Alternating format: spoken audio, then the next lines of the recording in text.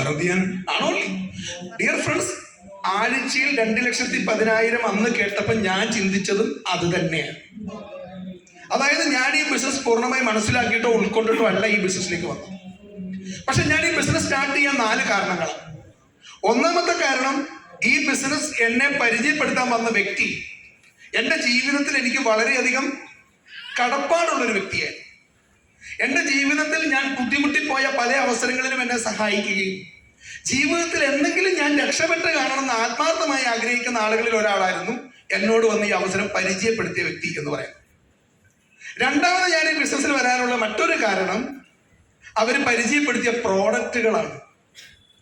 കാരണം നമുക്കറിയാം, നമ്മൾ വിൽക്കുന്ന നമ്മുടെ കമ്പനി മാർക്കറ്റിൽ നിന്ന് ഓൾമോസ്റ്റ് ഒട്ടുമിക്ക പ്രോഡക്റ്റുകളും നമ്മുടെ ഡേ ടു ഡേ ലൈഫിൽ നമുക്ക് ആവശ്യമുള്ള സാധനങ്ങളാണ്. ആണോ അല്ലേ? മൈലേജ് സ്റ്റൈൽ ചെയ്താലും ചെയ്തില്ലെങ്കിലും ടൂത്ത് പേസ്റ്റ് മേടിക്കാതെ ജീവിക്കാൻ പറ്റുമോ? തുണി അലക്കാതെ, പാത്രം കഴുകാതെ, തറ തുടയ്ക്കാതെ, ടോയ്ലറ്റ് വൃത്തിയാക്കാതെ, കുഴമ്പ് തേക്കാതെ, വേദനയ്ക്കുള്ളൊരു ഓയിൽമെന്റ് തേക്കാതെ ഒരു മലയാളിക്കും ജീവിക്കാൻ പറ്റും. അപ്പൊ ഇവര് നമ്മളെ കാണിച്ച പ്രോഡക്റ്റുകൾ പലതും നമ്മുടെ ജീവിതത്തിൽ ആവശ്യമുള്ള ഉൽപ്പന്നങ്ങളാണ് എന്ന് എനിക്ക് മനസ്സിലായി. മൂന്നാമത്തെ കാരണം, ഈ പ്രോഡക്റ്റുകൾ ഇത്രയും കാലം നമ്മൾ ഇതൊക്കെ മേടിക്കുന്നത് MRPക്കാണ്. ആണോ അല്ലേ? MRPക്കല്ലേ? ഇവിടെ ഫ്രീ ആയിട്ട് ഒരു ഐഡിയ അടിച്ചാൽ ഇതൊക്കെ ഹോൾസെയിൽ വിലക്ക് കിട്ടും.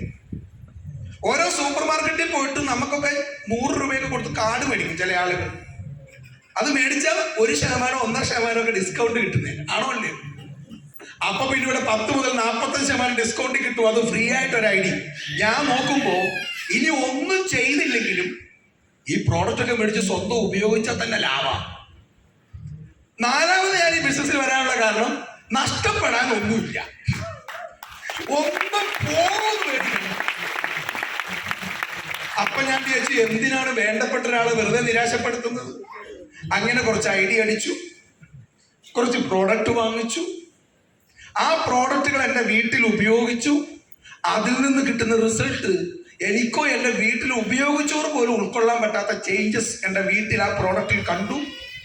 അതെനിക്ക് ഭയങ്കരമായ കോൺഫിഡൻസ് ആയി.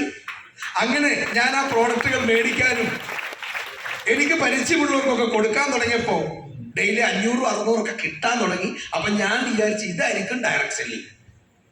ഇങ്ങനെ പോകുന്ന സമയത്ത് വളരെ യാദൃശ്ചികമായി ഞാൻ എൻ്റെ ജീവിതത്തിൽ ഒരാളെ പരിചയപ്പെട്ടു. അദ്ദേഹത്തിന്റെ പേരാണ് mister Mubeen Muhammad. Indian direct selling industry